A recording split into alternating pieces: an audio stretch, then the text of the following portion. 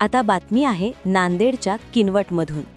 Sahastrakund railway स्टेशनकडे जाणाऱ्या रस्त्यालगत असलेल्या यादव गणपतराव पळसपुरे यांच्या शेळीपालन गोठ्यातून तब्बल 10 शेळ्या, 1 बोकड व 2 पिल्ले चोरून नेल्याची धक्कादायक घटना 24 फेब्रुवारीच्या मध्यरात्री घडली आहे।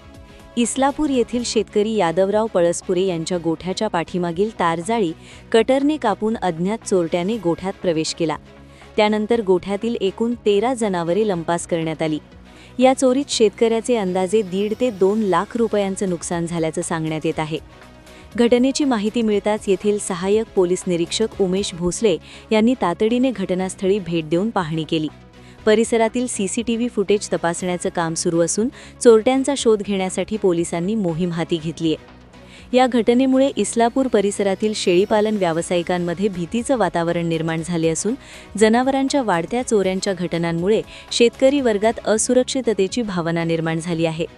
दरम्यान यादव पळसपुरे यांनी इस्लापूर पोलीस ठाण्यात तक्रार दाखल केली असून या प्रकरणाचा सखोल तपास करून चोरट्यांना तातडीने अटक करावी व मला न्याय मिळवून द्यावा अशी मागणी त्यांनी केली आहे।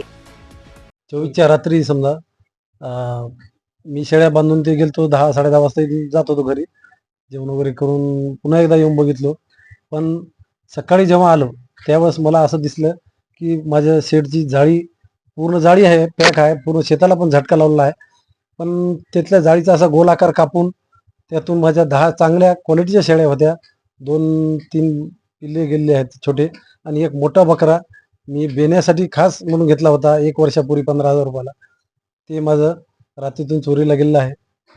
अंदाजे किती अंदाजे 10 शेळ्या जरी म्हणल्या तरी आज एक बी शेळी 12 ते 13 हजाराच्या खाली नव्हती, आणि बकरं हे 25,000 रुपयाच्या वरच होतं। एवढी माझी नुकसान झाली। तुमची मागणी काय? मागणी आता काय करणार, पोलीस प्रशासनाने मदत करावी आणि नुकसान भरपाई होईल तेवढी मला शासनानं द्यावी।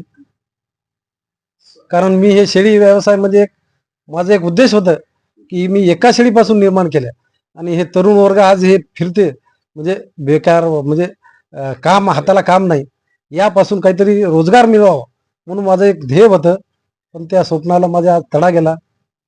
तुम्ही पाहत आहात महाराष्ट्राच्या कुशीतलं GK न्यूज मराठी, सात जनतेची, भूमी महाराष्ट्राची।